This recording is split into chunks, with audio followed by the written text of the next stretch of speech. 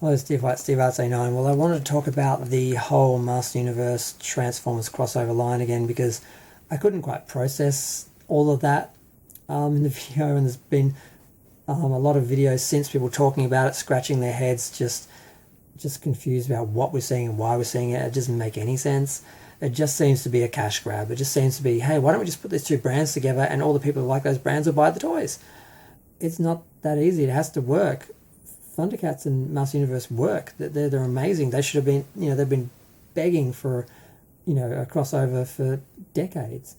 Turtles, don't know where that came from. Doesn't really work, but kind of works because I guess if you put the Turtles on Eternia, that's what would happen. They'd get He-Man costumes and they'd be fighting villains. So I haven't bought any and won't, but at least it made some. They worked it. They made it work.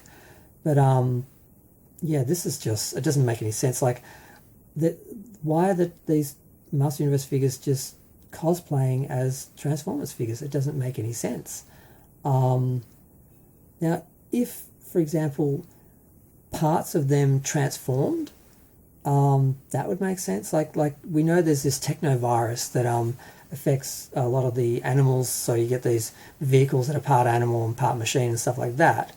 The idea that they might transform would make sense. If the vehicles would transform and the figures would man the transforming vehicles, that would make sense.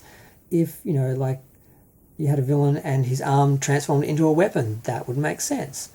Like you already have cyborg characters like Trapjaw. If his mechanical parts transformed, that would make sense. So there are things they could have done to make this make sense and make it work, and they just haven't even tried. They're just been like, well, let's just do a Man-at-Arms that looks like Bumblebee. And let's just do a Megatron a Skeletor that looks like Megatron, but it's more coloured like Galvatron, I think. And I'm just like, it's just like they're in cosplay and people are just laughing at it and it just doesn't make any sense. And there are ways they could have made this make sense. Now, I know they've done a mini comic. It's like, I forgot the name. Damn it. But yeah, so I don't know how they're going to explain this and how they're going to depict this universe. With like, even Star Trek did a better job where they had Transformers and Star Trek together, and they had like someone put a transformation cog in the Enterprise and it transformed, and you had the crew were like riding around in Transformers in their vehicle modes and stuff like that. That made sense. That worked. They would have worked as a toy line, unless you made little mini Star Trek characters that could fit in the Transformers or vehicles that turned into Transformers. I'm not quite sure. But it worked as a comic either way. I just don't see how this works at all as a comic, as a series, as a toy line. The two ones we've seen look ridiculous. Now the packaging is awesome. I love the computer graphic version of like the purple and red version. Like the guy who does design is actually really good. I showed him in the video on that because he introduced them in that, and that's the only thing that really looks good. I would almost buy like He-Man and Skeletor just for the packaging and just keep them as like a little novelty, almost. I'm not going to, but that's the only reason why I would even think of doing it. And that's sort of what they want at the very least. People to go, oh, it's He-Man and Master Universe Master Universe and Transformers together. I have to have something of that, But yeah, no, I'm not. I just know. Like with the Turtles, I didn't buy any. And another problem is just the designs are not great. The Bumblebee one looked okay. The Bumblebee Man-at-Arms looked okay.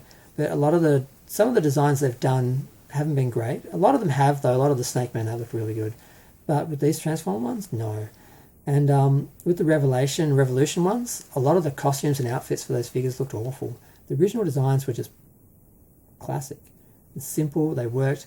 These new ones were just a mess. They clashed and didn't work. And none of those figures really look interesting or worth getting. Maybe. I sort of thought the Fisto looked okay.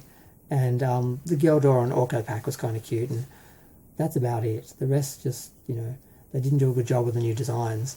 And same thing with Turtles. I thought one or two of them looked decent. A couple of the villains looked okay. But the rest, they just looked awful. And it's just an excuse, to make more money off the IP and, just produce something that maybe both fans will get and actually get more sales. But yeah, so it just doesn't make any sense. I just needed to talk about it for a minute because I'm looking at it going like, how are they Transformers?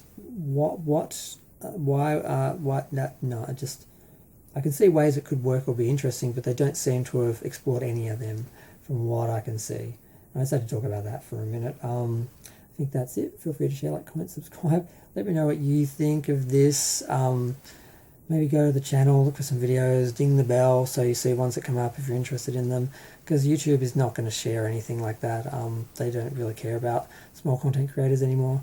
But yeah, disappointing. Like, I guess I'd always sort of thought it'd be cool if they found a way to bring those two toy lines together somehow. I just never saw a way to do it. And I don't think there is, and that's the problem.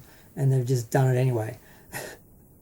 There are limited ways to do it that could probably work in comic form, but wouldn't really work for the toy line because the scale is such a problem. But yeah, I'm gonna go. Bye.